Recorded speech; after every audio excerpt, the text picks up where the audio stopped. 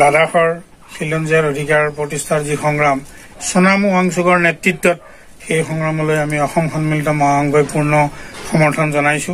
এই লাডাখ অঞ্চলটো জম্মু আৰু কাশ্মীৰৰ পৰা ফালি আনি 2019 চনত লাডাখক ইউনিয়ন টেৰিটৰী হিচাপে নৰেন্দ্ৰ মোদীৰ বিজেপি চৰকাৰে ঘোষণা কৰিছিল।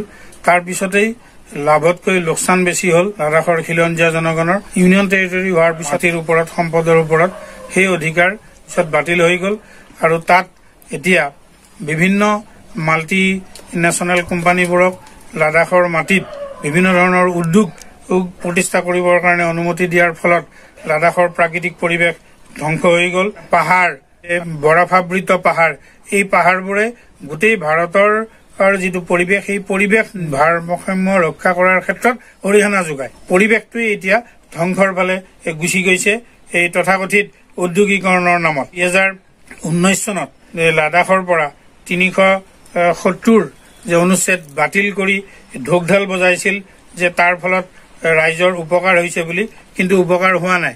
আৰু সেইকাৰণেই মানে লাডাখক পূৰ্ণ পৰ্যায়ৰ ৰাজ্যৰ মৰ্যাদা দি 6 শিডিউলৰ অন্তৰ্ভুক্ত কৰি লাডাখী জনগণৰ মাটিৰ সম্পদৰ ওপৰত থকা অধিকাৰ বাহাল ৰাখিবৰ কাৰণেই এগৰাকী বিশিষ্ট ইঞ্জিনিয়াৰ তথা পৰিৱেশ কৰ্মী সোনাম ৱাংচুকে 6 মাৰ্চত 21 দিনীয়া অনশন আৰম্ভ কৰি 26 মাৰ্চত তেওঁ সমাপ্ত কৰিছিল।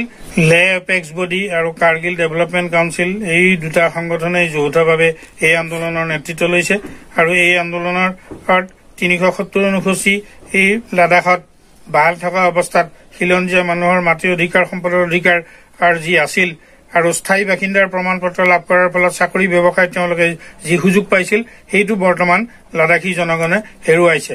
আৰু সেইকাৰণেই এই লাডাখী জনগণে এই আন্দোলনৰ জৰিয়তে তেওঁলোকৰ অধিকাৰ পুনৰ প্ৰতিষ্ঠা কৰিব খুজিছে। আৰু আটাইতকৈ গুৰুত্বপূৰ্ণ কথা যে দুষ্প্ৰাপ্য কিছু উদ্ভিদ আছে, এই পৰিৱেশ বিনষ্ট হোৱাৰ লগে লগে এই দুষ্প্ৰাপ্য উদ্ভিদবোৰ মৃত্যু হ'ব আৰু জীৱ জন্তুৰো ইতিমধ্যে এই মৃত্যু হৈছে। লাডাখ, কাৰ্গিল আৰু লেহ উপত্যকাত থকা হাজাৰোধিক পানী আৰু খনিজ পদাৰ্থযুক্ত খাদ্যৰ উপযোগী ঔষধি গুণ থকা উদ্ভিদ আছে। সেইবোৰ ধ্বংস হোৱাৰ ফলত মানুহ আৰু জীৱ জগতৰ ভয়ানক দুৰ্যোগ হ'ব আৰু সেইটো ইতিমধ্যেই আৰম্ভ হৈছে। হিমালয়ৰ উত্তৰ পশ্চিম লাডাখ, লেহ আৰু কাৰ্গিলৰ অনন্য যি পৰিৱেশ, ই সমগ্ৰ দেশৰ পৰিৱেশ ভাৰসাম্য ৰক্ষা কৰাত অভূতপূৰ্ব অৰিহণা যোগাই আহিছিল, ইও ক্ৰমান্বয়ে ধ্বংস হৈ যাব ধৰিছে।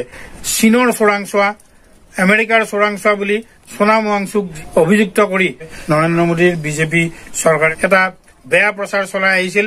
তাৰ বিৰুদ্ধে জনগণক সজাগ কৰিবৰ কাৰণে এইটো যে মিছা আৰু চীনে আগ্ৰাসন কৰিছে লাডাখ, এই ধৰণৰ কথা কৈ আৰু লাডাখৰ এই বৃহত্তৰ এলেকাৰ যি সেউজীয়া ঘাঁহৰ পথাৰ, য'ত জীৱ জন্তুৱে খাদ্যৰ কাৰণে সেই অঞ্চলবোৰ ব্যৱহাৰ হয়, সেইবোৰো ইতিমধ্যে উদ্যোগীকৰণৰ নামত ধ্বংস হৈছে। গতিকে এই গোটেই কথাবিলাক সৰজমিন তদন্ত কৰিবৰ কাৰণে 7 এপ্ৰিলৰ পৰা পদব্ৰজে চীনৰ সীমান্তলৈকে যোৱাৰ এটা কাৰ্যসূচী লৈছিল। লগে লগে ভাৰত চৰকাৰে ইউনিয়ন টেৰিটৰীৰ কাৰণে তাত আৰ্মি ৰুলৰ দৰে ব্যৱস্থা কৰিছে। তাত ইতিমধ্যে সেনা আৰু CRPF জোৱান হাজাৰ হাজাৰ নিযুক্ত কৰিছে, 144 ধাৰা জাৰি কৰিছে। আনকি ইণ্টাৰনেটৰ যিটো সেৱা এইটোও বাধাগ্ৰস্ত কৰিছে যাতে তাৰ বাতৰি আন ঠাইলৈ বিয়পি নাযায়। এটা যুদ্ধোত্তৰ পৰিৱেশ সৃষ্টি কৰি লাডাখৰ জনগণক ব্যতিব্যস্ত কৰি তুলিছে। সাময়িকভাৱে এই কাৰ্যসূচী বাতিল কৰিলেও সোনকালে উক্ত অনুষ্ঠান কেইটাই এই কাৰ্যসূচী ল'ব বুলি তেওঁলোকে ঘোষণা কৰিছে। আমি অসম সন্মিলিত মহাসংঘই এই যিটো গণতান্ত্ৰিক সংগ্ৰাম তথা অনশনৰ যি কাৰ্যসূচী তালৈ আমি পূৰ্ণ সমৰ্থন জনাইছো। বৰ গুৰুত্বপূৰ্ণ কথা, United Nation Declaration on the Rights of Indigenous People 2007 এই মতেও খিলঞ্জীয়া জনগণৰ অধিকাৰৰ পৰা লাডাখী জনগণক বঞ্চিত কৰিব নোৱাৰে। আৰু আমিও সুপ্ৰিম কোৰ্টত এই বিষয় লৈ আমি ইতিমধ্যে গোচৰ চলাই আছো। সোনাম ৱাংচু ডাঙৰীয়াক আমি এখন পত্ৰ প্ৰেৰণ কৰি এই আইনী যুঁজৰ সহযোগী হ'বৰ কাৰণেও আমি আহ্বান জনাইছো যে ইণ্ডিজিনিয়াছ পিপুল ৰাইটছ মতে লাডাখৰ জনগণে নিজৰ যি মৰ্যাদা আৰু অধিকাৰ তাক ঘূৰাই অনাৰ এটা পদক্ষেপ ল'ব পাৰে আৰু ই এক গণতান্ত্ৰিক তথা এটা আইনী কাৰ্যসূচী হ'ব।